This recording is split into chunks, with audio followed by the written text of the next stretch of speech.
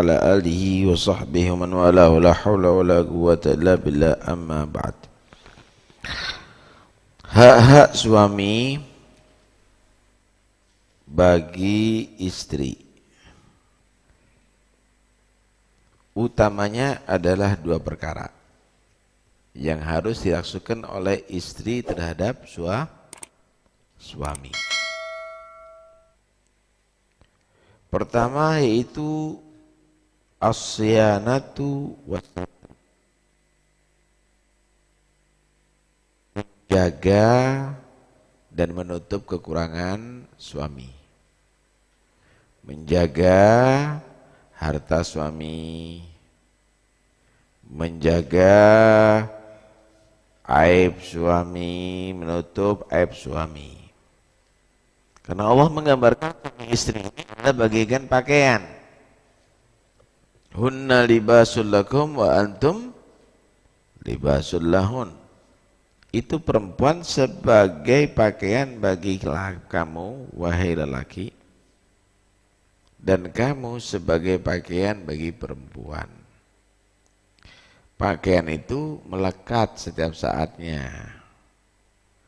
Pakaian itu menutupi aurat. Pakaian tadi itu adalah melindungi badan. Begitulah harus dilaksanakan antara suami istri. Jangan nanti istri menjelek-jelekkan suami, percuma dah dikawin sama perempuan begitu. Kalau ada perempuan kemudian dia suka menggosip suaminya sendiri, itu mengkhianat namanya. Itu pengkhianat. Dah serahkan saja sama orang tuanya. Percuma itu. Justru cari istri yang bisa menutup kekurangan suami. Hati-hati. Yang kedua, tarkul mutalabah mimma wara'al hajah. Istri itu jangan menuntut yang lebih daripada keperluan. Tuntutannya jangan nanti kepingin rekreasi ke Singapura, ke Paris misalnya, baju yang mahal, berlian, jangan. Justru kamu dari itu ambil seperlunya. Yang lainnya suami dikasih motivasi untuk bisa lebih memajukan kalau itu dalam pekerjaan, atau dikasih motivasi untuk supaya jadi amal soleh. Imma suami bisa tambah naik ekonominya di dunia, atau tambah naik pangkatnya di sisi Allah Subhanahu wa ta'ala dengan harta. Bukan untuk manjakan diri. Lah masa gini toh, kapan kita jalan-jalan terus melaku muter-muter. Jangan suka menuntut begitu.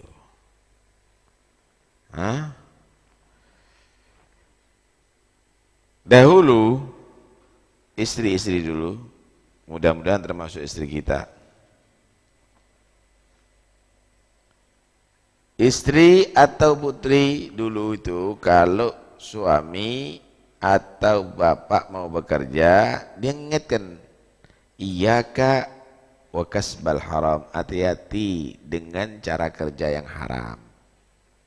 Fa inna nasbiru alal ju' wad dhurr, karena kami masih sanggup menahan lapar dan susah. Walau nasbir ala nar, tapi kami tidak sanggup disiksa di neraka Allah Subhanahu wa ta'ala.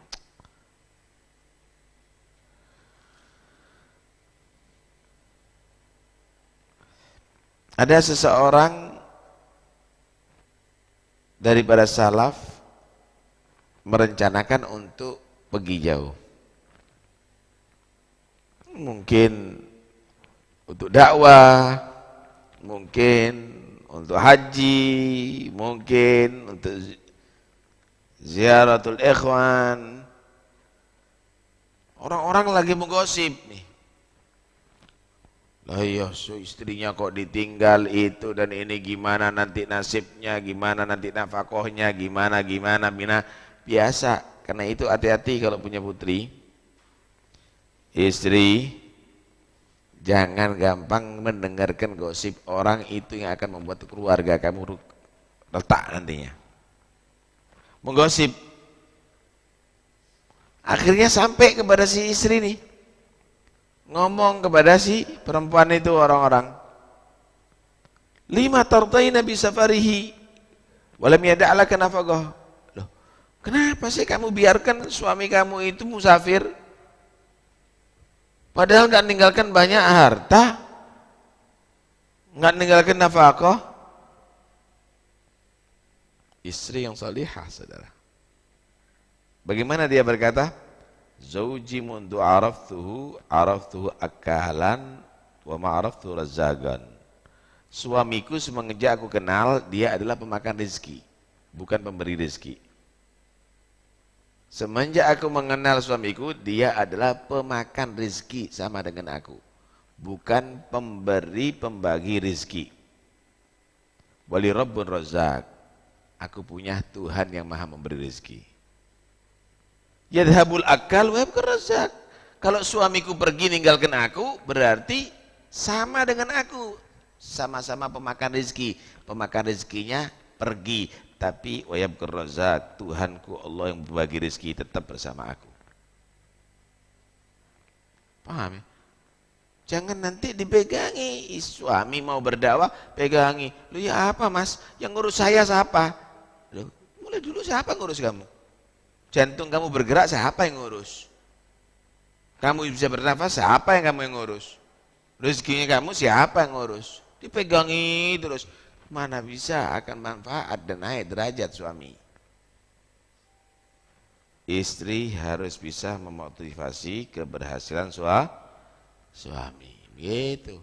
Tuh lihat Nabi Allah Ibrahim dengan Nabi Ismail ditinggal di Mekah. Apa doanya?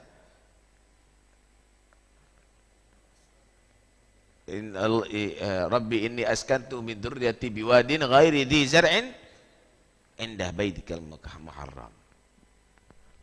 Aku tinggalkan ini.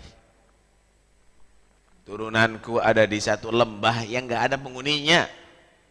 Enggak ada kebunnya. Tapi bagaimana? Lah, motivasi, istrinya motivator untuk suami, dia sabar. Akhirnya, Masya Allah, sampai sekarang dikenang dengan amalan haji. Hebat. Kalau sudah dapat suami yang begitu, harus jadi motivator suami. Kalau enggak, dia akan gagal. Suami akan gagal karena sebab dia akan rugi dunia sampai akhirat nanti. Masya Allah. Ini ada satu cerita perempuan yang hebat. Perempuan yang hebat nih. Namanya Rabi'ah bintu Ismail. Ismail Ahmad bin Abil Hawari.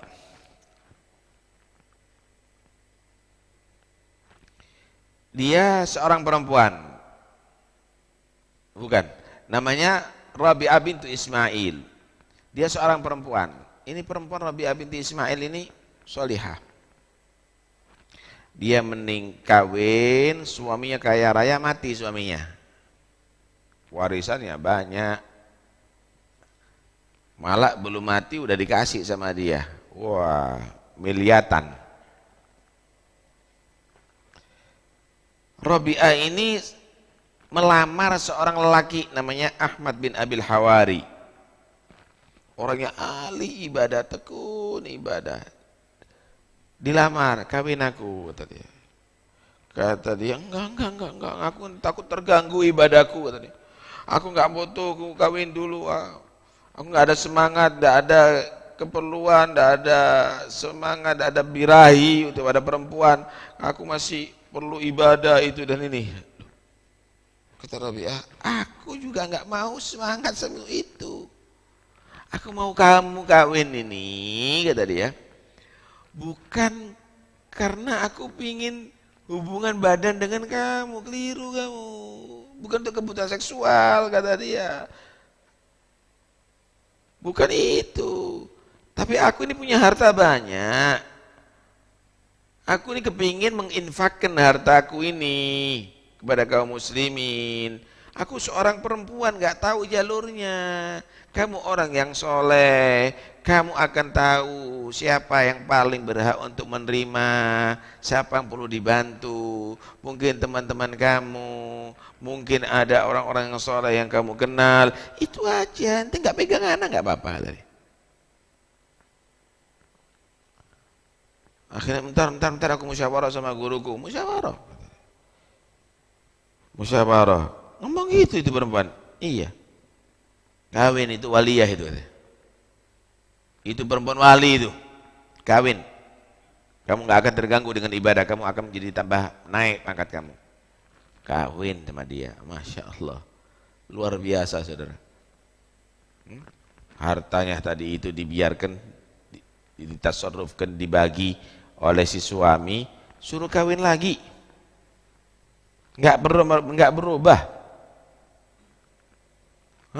Suruh kawin, dia yang melamarkan, dia yang bangunkan, dia yang merapikan semuanya sampai komplit 4 istrinya.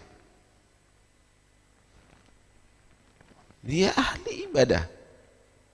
Ini Rabi'ah hampir seperti Rabi'atul Adawiyah yang ada di Basrah, tapi ini ada di Syam, sama-sama Rabi'ahnya. Ini gambaran, ada perempuan itu yang hebat, ada. Dia menjadikan perkawinan bukan untuk kebutuhan syahwat, tapi dia menjadikan perkawinan tadi itu adalah untuk meningkatkan ibadah kepada Allah Subhanahu wa taala, untuk meraih derajat yang tinggi di sisi Allah Subhanahu wa taala. Lah kalau hanya kebutuhan untuk syahwat, kambing juga kawin, onta juga kawin, babi pun juga kawin. Tapi bisakah adakah orang yang masih berpikir dalam perkawinan itu ternyata mendapatkan derajat yang besar, bahkan menjadi orang pilihan Allah, menjadi wali Allah?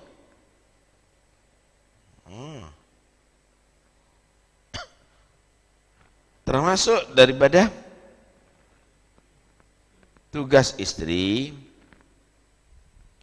harus menjaga harta suami, jangan dihambur-hamburkan. Beli tas aja 4 juta, tas opo? Kayak juga lipstik kami wedak. Apa? Tempat tidur aja sekian puluh juta, buat apa? Nggak berpikir kamu muslim ini perlu dibantu misalnya. Kayak bibir gitu, lipstik 2 juta. Larangan lipstik ya bilang bini.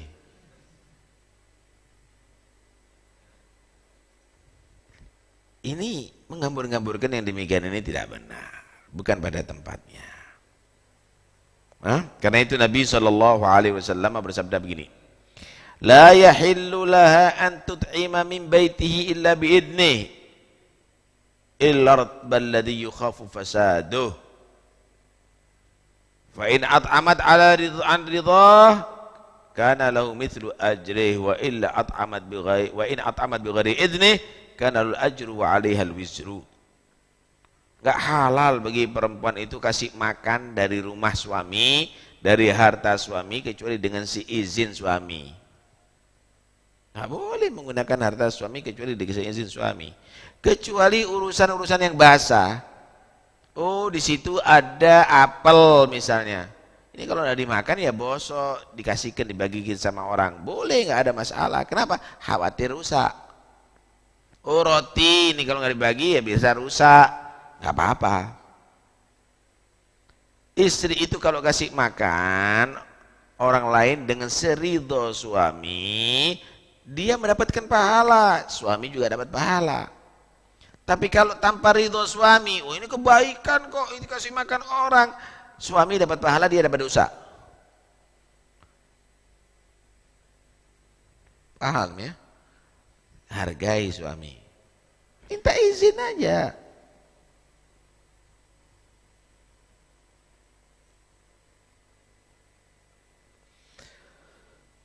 Karena itu sebagai orang tua haruslah dia mendidik putrinya untuk menjadi perempuan yang solihah gitu. Jangan nanti diobok-obok. Hati-hati loh suami kamu, jangan kasih hati. Terus kayak apa? Jangan kasih hati, dikasih apa? Kasih batu. Suami kasih hati, biar suaminya cinta kepada kamu. Jangan diajarin tidak putrinya. Wah, jangan kamu harus ditegas itu istri, maling suami kamu. Harus tegas suami itu, maling suami kamu. Rayu suami kamu, sobat cita, begitu. Ajari anaknya. Ajari bagaimana menjadi istri yang solihah, istri idaman suami. Masya Allah. Ada seorang namanya Asma bin Kharijah. Ini seorang tak bernasihat kepada putrinya yang lagi melaksanakan perkawinan. Bagus sekali. Dan itu perlu untuk dinasihatkan kepada putri-putri kita. Nasihatnya gini. Innaki kharajti minal usyil ladhi fihi darajti wasirti ila firashin lam ta'rifi wa gharinin lam ta'lafi. Putriku, kamu mau kawin ya. Bentar lagi kamu akan keluar dari sangkar yang kamu memang lahir ada di situ. Ya, kamu memang kumpul sekarang dengan bapak kamu, dengan ibu kamu, dengan saudara kamu dibiayai nak. Di sini kamu tidur, ya dibiarkan, bermalas-malasan dibiarkan, tidak bekerja dibiarkan.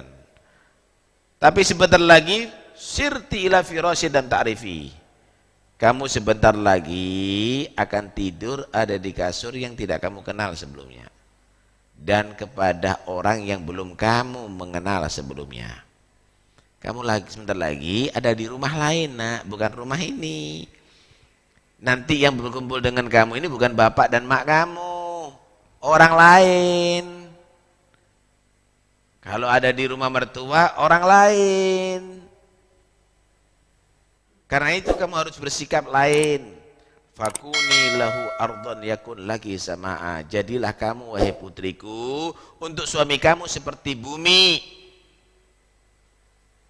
yang ada di bawah, tawadhu, yang siap memikul amanat suami, yang seperti sawah-sawahnya siap untuk digarap oleh petani-petani. Jadilah kamu seperti bumi siap melayani suami kapanpun. Yakun laki sama'a, maka suami kamu akan menjadi bagimu seperti langit, selalu mengayomi, selalu melindungi. Oh perlu matahari, langit menyediakan. Oh perlu bulan, oh perlu hujan. Wa kuni lahu mihadan yakun laki imada. Jadilah untuk suami kamu itu seperti hamparan, maka suami kamu akan siap menjadi tiangnya. Tahu panggung enggak? Panggung itu ada tiang, ada hamparan. Ada tiang, tidak ada hamparan, ya percuma. Siaplah kamu jadi hamparan. Aku siap untuk melayani yang ada di atas panggung. Suaminya akan siap menjadi jaga yang kuat ada di bawah. Aku siap untuk berkeluarga, mendidik anak, membawa amanat, melayani suami. Suami akan menjadi tiang yang kuat supaya tidak rubuh. Wa kuni lahu amatan yakun laki abda. Jadilah untuk suami kamu seperti budak perempuan. Bikin bagaimana budak perempuan? Bersolek setiap saatnya untuk cari perhatian majikan, nurut dengan majikannya, taat dengan majikannya. Maka suami kamu pun akan siap menjadi budak laki untuk kamu. Akan siap menjadi budak laki. Dia akan siap bekerja. Dia akan siap mencari nafkah, mencari kebutuhan, keperluan kamu. Jangan jadi ratu. Jadi ratu, suami kamu jadi raja. Akhirnya bentak-bentakan ratu sama raja. Jadilah kamu budak bagi suami kamu akan jadi budak untuk kamu. Jangan banyak menuntut. Masya Allah. La talhafi bihi fayaglaki. Jangan kamu itu di hadapan suami menutup diri. Ditinggal kamu. Jaga image di atas di muka suami. Tidak mau bicara kalau tidak bicara. Baik, baik. Loh. Yang pandai. Kamu itu merayu suami kamu. Jangan nanti ada suami di samping selimutan. Nggak mau nyapa misalnya, jadi tinggal kamu. La talhafi fayaglaki, wala taba'adi anhu fayansaki. Jangan kamu menjauh daripada suami kamu, melupakan kamu nanti suami kamu. Nah, kata dia. Keluar terus di rumah arisan, ntar lagi resepsi, ntar lagi shopping, ntar lagi. Loh, ketemu khodamah terus ini, ketemu pembantu terus suami, ya lupa sama istri. Datang langsung disambut dengan senyuman. Udah makan? Tak tonton makan ya. Sore misalnya, ini tak buat no kue ini, kopi ya, kopi apa teh ini, dibuat no itu. Lu kan asik suami, senang suami begitu. Nanti di hadapan suami kadang-kadang habis tak, sita ono urusan, sita, males, rapiin HP. Nanti anaknya Android semuanya nanti itu. Ini nasihat ini penting loh ini. Ini jangan dianggap gak penting ini. Indana fagrubi minhu. Kalau suami itu mendekat dengan kamu, lagi selera dengan kamu, kamu harus lebih mendekat kepada dia, menyambut. Jangan nanti suami lagi mendekat, kesel aku, ngeluh aku, pusing ana, remuk semua badanku. Jangan. Ketika sudah suami itu memerlukan kamu, birahi kepada kamu, wahai anakku, sambut. Wa inna afa bu'di anhu, kalau suami itu menjauh daripada kamu, mungkin lagi tegang. Menjauhnya suami itu kadang-kadang gak kepingin clash, kemarahan itu kepada untuk istri. Jika menjauh dengan kamu, fa bu'di anhu, tunggu dulu. Jangan kamu mendekat. Nanti sikapnya kamu sedikit aja keliru akan jadi marah dia. Harus tahu situasi kondisi. Ini enggak. Kalau udah suami dekat, ruwet. Kalau suami jauh, paham nih, didekati. Nanti misalnya suaminya ada urusan di telepon, kok sini ada urusan itu dan ini. Dia ada urusan kadang-kadang. Suami ini ada yang harus ia hadapi, kadang-kadang ada di luar. Nah, tadi. Taib. Wahfadhi anfahu wa sam'ahu wa 'ainah. Jagalah, wahai putriku, hidung suami kamu, kuping suami kamu, dan mata suami kamu. Maksudnya, fala yashummu minki illa tiba. Jangan mencium dari kamu, wahai putriku, kecuali minyak wangi yang harum. Setiap saatnya di muka suami itu harum. Itu ambu iler. Karena itu perempuan itu usahakan bangun sebelum suami bangun. Malam hari itu kalau suami misalnya bangun jam 3, dia setengah 3 udah mandi, pakaian bagus, kelihatan wangi. Ojo tangi turu ketok-ketek, ketok bahasin, jangan. Usahakan. Jangan mencium suami kamu dari kamu kecuali bau aroma wangi. Wala yasma' illa hasana. Jangan mendengarkan kecuali bahasa-bahasa indah. Bahasa-bahasa yang indah. Wala yanzur illa jamila. Jangan melihat kecuali keelokan tubuh kamu. Masya Allah. Ini nasihat penting ini untuk putri-putri kita ini. Ada seseorang bicara kepada istrinya begini. Khudil afwa minni tastadimi mawaddati wala tantiki fi saurati hina aghdabu. Istriku, ambillah maaf dariku, ambillah setiap saat, aku maafkan kamu. Kamu pasti akan selalu mengharap cintaku. Aku jadi suami yang selalu memaafkan kesalahan kamu. Seharusnya kamu adalah orang yang semakin cinta kepada aku. Jangan kamu ngomong ada di daerahku ketika aku marah. Ketika aku marah, diam. Jangan dijak debat. Suami lagi marah, menegur, dijak debat. Hilang kamu dari hati suami kamu. Istriku, aku selalu maafkan kamu, jadilah orang yang selalu tambah berharap untuk aku cintai setiap saatnya. Jadi suami itu kalau ngalah, seharusnya dihargai sama istri. Ya Allah, semakin cinta. Bukan semakin, oh berarti suami saya sudah mulai bisa saya atur. Jangan. Dan jangan sekali-kali membantah suami ketika suami menegur kamu atau marah kepada kamu. Walat, apa ini? Walatan gurini nagrakid dufa marratan fa innaki la tadrina kaifal mughayyabu. Jangan kamu tadi itu memukul seperti gendang sekalipun. Kamu nggak tahu bagaimana ketika suami nggak ada itu.